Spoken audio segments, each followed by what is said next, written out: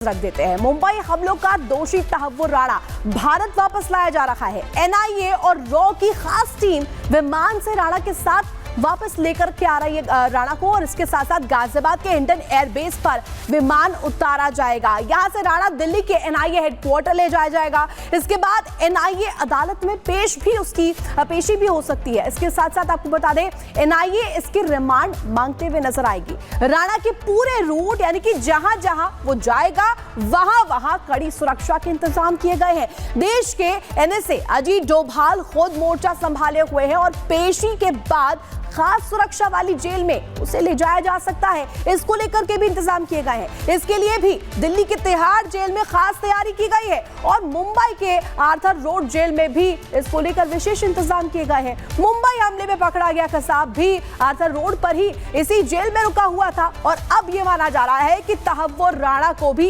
इसी जेल में रखा जाएगा। और जिस तरीके से बयान सामने आया गृह मंत्री अमित शाह का, जिसमें वो कहते हुए नजर आए कि बड़ी कूटनीतिक जीत है भारत की है और पिछली जो सरकारें हैं वो कहीं ना कहीं इसे करने में नाकाम रही थी, जिसके बाद अब सियासी जो बाण है वो भी छोड़े जा रहे हैं। किस तरीके से सियासत हो रही है, कुछ घंटे बाद मुंबई हमले का जो मास्टरमाइंड है आने वाला है, इससे पहले सियासत किस तरीके से हो रही है, रिपोर्ट के जरिए आपको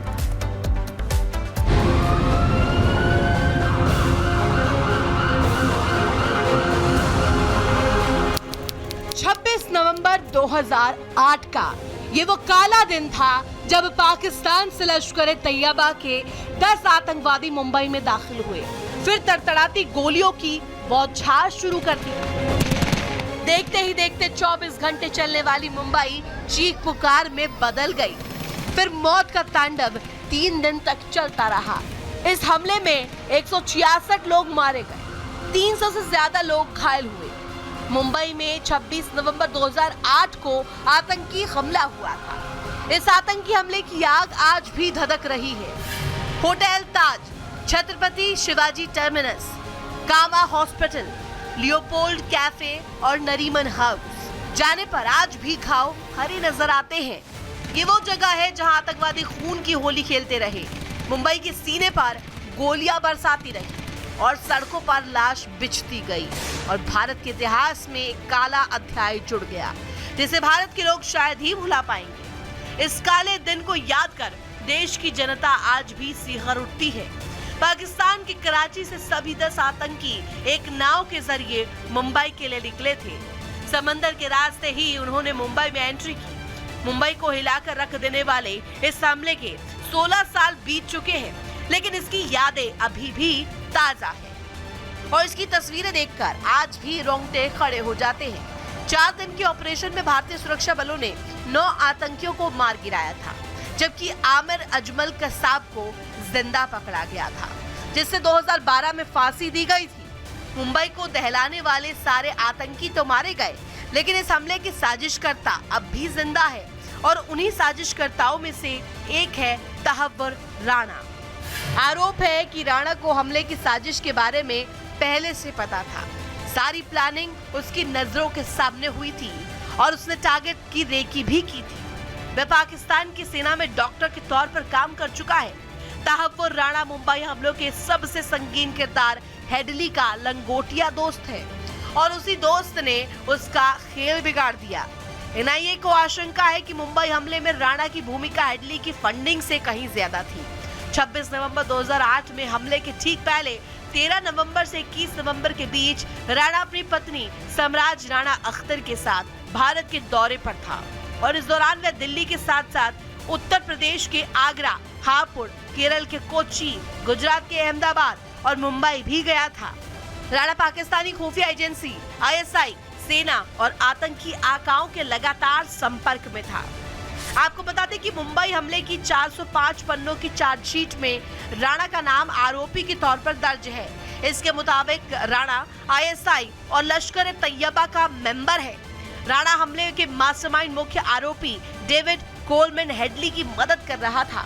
अब राणा भारत की गिरफ्त में है और उसके सारे गुनाहों का यहाँ हिसाब होगा। Bureau report, Republic Bharat. तो तहव्वुर राणा के सारे जो गुनाह है उनका हिसाब होने वाला है और जल्द ही वो भारत लैंड करेगा। कुछ ही घंटों का वक्त बचा है, लेकिन अब आपको बताते हैं कि आखिरकार क्या पॉलिटिकल रिएक्शन सामने आ रहे हैं। रिपोर्ट देख लीजिए। 11 का मास्टरमाइंड तहव्वुर राणा घसीट कर लाया जा रहा है भारत के अंदर, क्योंकि उस रेकी करने में यही था, मास्टरमाइंड यही था। इसी ने पूरी 26/11 की रचना की थी और बहुत दिन से कोशिश हो रही थी, लेकिन ये सफलता भारत को आज मिल गई। ये दाऊद को लाने वाले थे, बहुत सारी चीज़ें इन लोगों ने कही थी। क्या हो गया, जब तक वो आता नहीं देश में और ऐसे लोगों के ऊपर कड़ी कार्रवाई की जाती नहीं, तब तक कोई भरोसा कैसे करे। प्रधानमंत्री नरेंद्र मोदी ने बार बार इस बात को कहा है कि 7 समंदर पार भी अगर कोई छिपेगा तो भारत सरकार उसको वहाँ से ढूंढ करके लेकर के आएगी और भारत के कानून के अनुसार उनको सजा मिलेगी। तो राणा का वापस आना निश्चित रूप से भारत के लिए एक बड़ी विजय है और ये उन सब लोगों के लिए संदेश है जो देश के साथ धोखा करके अन्य देशों में जाकर के छिप गए हैं कि वो दिन दूर नहीं जब उनको भी इसी तरीके से उसको कड़ी से कड़ी सज़ा मिलनी चाहिए। अब तो अमेरिकी अदालत ने कह दिया, उसने बहुत कोशिश की इस बात की कि उसको जो है किसी तरह से राहत मिल जाए, भारत न लाया जा सके, लेकिन भारत अमेरिकी अदालतों ने उसकी याचिका खारिज कर दी। उसको भारत आना पड़ेगा और कड़ी से कड़ी सज़ा उसके अपराध की मिलेगी। जिसने भी देश के खिलाफ, भारत के खिलाफ कभी कोई बुरी कार्रवाई की है, उसके खिलाफ आप कठोर से कठोर कार्रवाई करिए।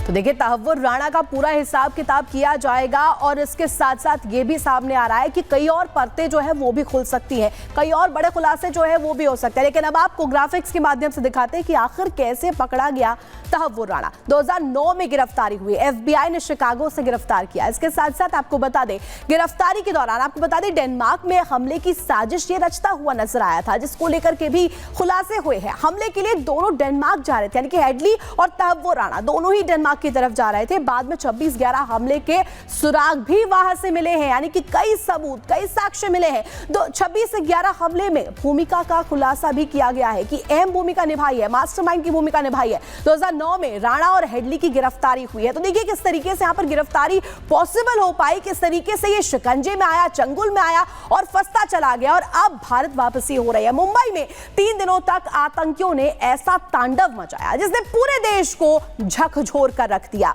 167 लोगों ने अपनी जान गंवा दी, जबकि करीब 600 लोग घायल बताए गए। कमांडो ऑपरेशन के दौरान 9 आतंकियों को जवानों ने ढेर कर दिया। मारे गए एकमात्र जिंदा आतंकवादी अजमल आमिर कसाब पकड़ा गया था, जिसे बाद में फांसी हुई थी। पूरी खबर रिपोर्ट के जरिए।